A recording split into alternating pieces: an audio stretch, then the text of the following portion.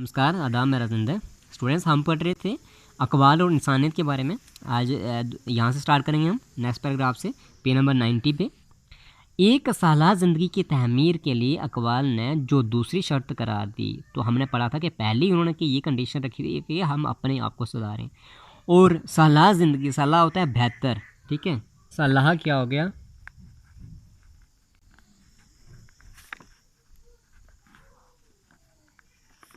बेहतर ज़िंदगी, ठीक है। तो कहता कि एक बेहतर ज़िंदगी के लिए उन्होंने जो दूसरी शर्त अक़वाल ने जो दूसरी शर्त करार दी, दूसरी शर्त को माना, उसको हमने नहीं अपनाया। कहता उन्होंने जो कहा था उसको हमने नहीं अपनाया। ये कौन कहता है? ये हवाजा गुलाम अलसादीन साहब कहते हैं, जिन्होंने इसके बारे में लिखा हुआ है। जनी दूसरों की खुदी का एहतराम, जब तक हम दूसरों की खुदी का सच्चा एहतराम करना ना सीखेंगे, इनके लिए ख्यालात व अकायद और अमाल की वही आज़ादी ना चाहेंगे जो अपने लिए चाहते हैं, जब तक हम रवादारी को अपनी किश्ती का वादवा ना बनाएंगे, हमारी अपनी खुदी फल फूल नहीं सकती। तो दूसरा इनका ये कहना था कि जब तक हम क्या करेंगे, दूसरों की खुदी का सच्चा एहतराम, कि दूसरों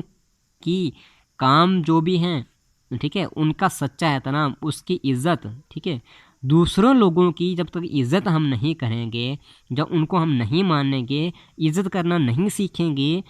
जब उनके ख़यालात, जो अकायद, जो भी उनके अमाल, जो काम हैं उनको उनकी इज़्ज़त नहीं करेंगे, उनको नहीं मानेंगे और वही आज़ादी ना चाहेंगे, और हम जो अपने लिए जो आज़ादी चाहते हैं, जो अपने लिए जो हम इज़्ज़त सोच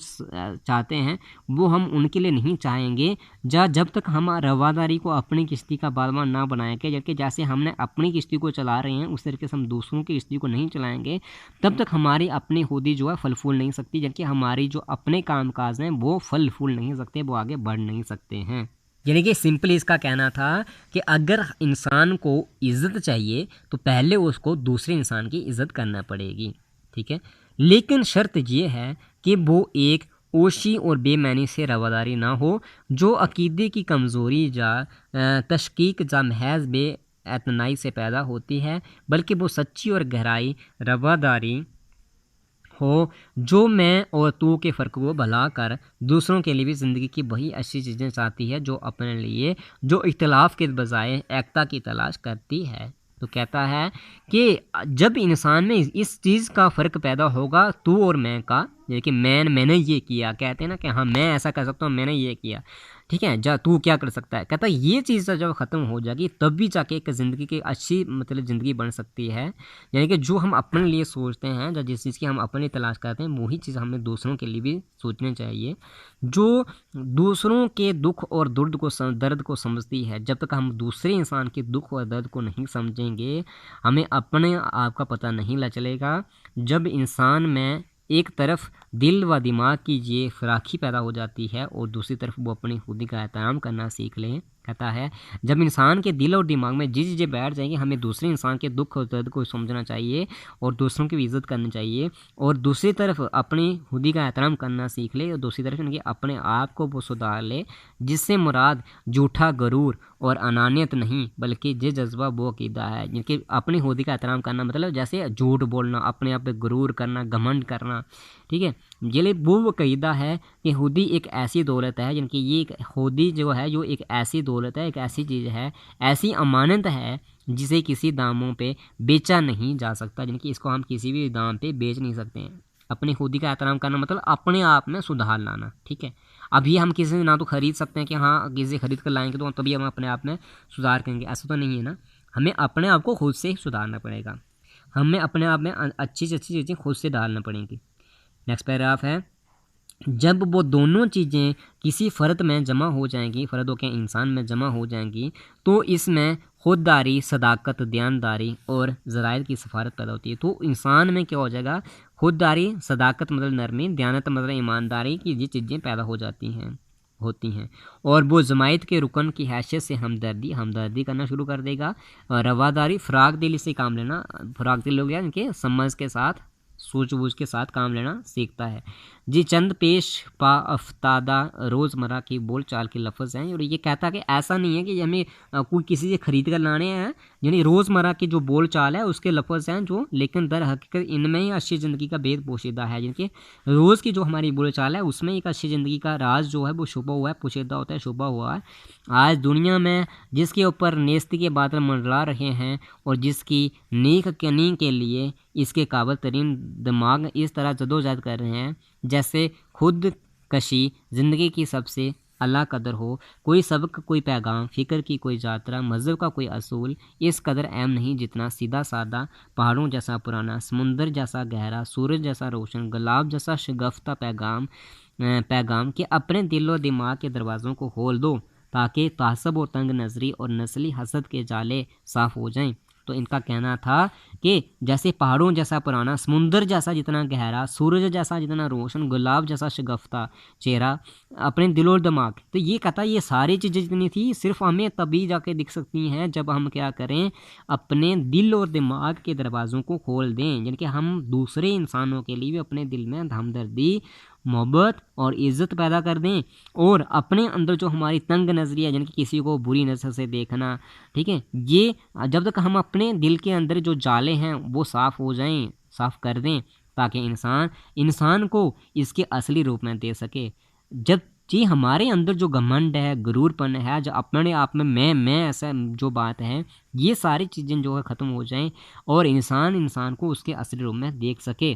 ताकि मोहब्बत धीमी रोशनी और ठंडी हवा बंद गंचों को फूल बना दे, ताकि मोहब्बत इंसानों में हो जाए, हमदर्दी हो जाए कि धीमी रोशनी ठंडी हवा, ठीक है, आहिस्ता आहिस्ता बंद गंचों को फूल बना दे, ताकि जिनके जो बंद गंचे हैं, जो जिनके जो फूलों का जो गुच्छा है पूरा, उसको भी फूल बना दे, ताकि इंसान एक दूसरे का खून पीने के बजाय एक दूसरे के दुख सुख के साथी बनना सीखें। कहता ये चीज़ें जो सारी ख़त्म हो जाएंगी तभी जाके इंसान क्या होगा, एक दूसरे का खून पीने के बजाय, इनके एक खून पीना मतलब बुरा सोचने के बजाय एक दूसरे के दुख सुख के साथी बन सकते हैं जब बनना सीखेंगे। ताकि इल्म और साइंस की फ़तामंदियों ने इंसान के जो बेअंदाज़ा कुव्वत बख्शी है, वो इंसान की सेवा के लिए, तख्लीकी जद्दोजहद के लिए, ज़िंदगी की गोद को फ़राखत और खुशहाली और इत्मीनान से भरने के लिए इस्तेमाल हो सके, और यही इकबाल का मरकज़ी पैगाम है। और यही इकबाल का मेन मकसद जो था उनका लिखना था कि इंसान को क्या करना चाहिए, अपने आप में जो घमंड है, गरूरपन है, उसको निकाल देना चाहिए, दूसरों इंसानों के लिए भी मोहब्बत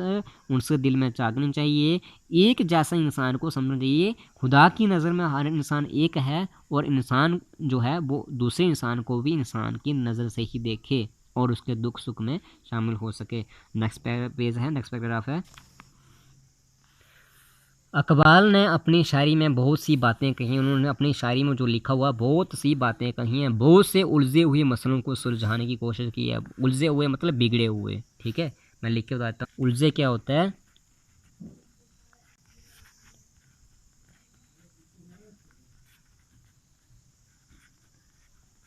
बिगड़े हुए मसले क्या हो गया बात। तो कहता है कि इन्होंने काफ़ी सारे जो बिगड़े हुए मसले उनको सुलझाने की कोशिश की है। उन्होंने मशरक़ व मगरब पर, मुस्लिम और गैर मुस्लिम पर इल्म की अयारी और कुव्वत की खतरनाकी पर तनकीद की है। तनकीद करना मतलब उन पर नुक्ताचीनी करना, जो उनका लिखा था मगरब मशरक़ मगरब में मुस्लिम और गैर मुस्लिम, देखिए एक मुस्लिम होगा दूसरा गैर मुस्लिम पर जो लिखा था उस पर तनकीद की है। लेकिन मोहब्बत और रबादारी और इंसानी दोस्ती का सुर उनकी सारी शायरी में इस तरह घुला मिला है। लेकिन कहता है मोहब्बत और रबादारी के इंसानी दोस्ती का जो सुर था वो उनकी सारी शायरी में इस तरह घुला मिला मिलता है, इस तरह मिक्सअप हुआ मिलता है जिस तरह दिल की धड़कन ज़िंदगी के अंदर बसी हुई है। ठीक है, जैसे एक इंसान के अंदर दिल की धड़कन धड़कती है, दिल की धड़कन जो है बसी हुई होती है, उससे ज़िंदगी उसी से चलती है, उसी तरीके से उनकी शायरी में भी वो दोस्ती, वो हमदर्दी सारी हमें मिलती है। इनकी सबसे बड़ी आरज़ू ये थी, तमन्ना ख्वाहिश, आरज़ू क्या होता है, तमन्ना ख्वाहिश ये थी कि हर इंसान एक बंदा मोमन बन जाए। बंदा मोमन मतलब खुदा का ही बंदा, ठीक है, बंदा मोमन जिसकी तस्वीर उन्होंने इन दिलकश अल्फाज में खींची है, जैसे कि ये पैराग्राफ गज़ल लिखी है जिस तरीके से वो कहते हैं।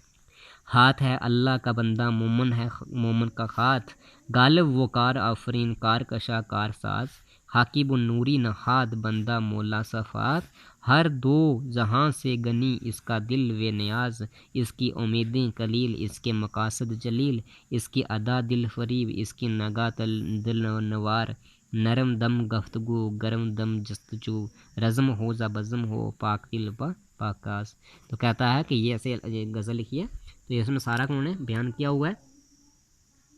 तो यहीं पे रखते हैं, नेक्स्ट पैराग्राफ नेक्स्ट लेक्चर में करते हैं हम नेक्स्ट पैराग्राफ। Thank you.